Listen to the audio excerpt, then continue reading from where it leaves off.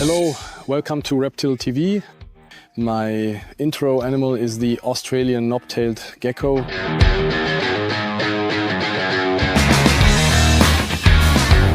In this case it's Nephurus vertebralis. The vertebralis in particular, I think you don't see it that often in herpetoculture. Although I did recently have Nephurus levis as my intro animal, and now it's the vertebralis. As I already mentioned with the levis, knob-tailed geckos used to be real rarities and cost around or over €1,000. Nowadays they've become quite affordable at just a few €100.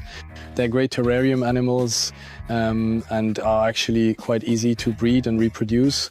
This one here is a sub-adult female. I think it's a female. No, I actually think it's a male. Yeah, really a great terrarium animal. The terrarium size is also manageable. Maybe a 90-centimeter terrarium would be suitable. Yeah, I think it's a great terrarium animal.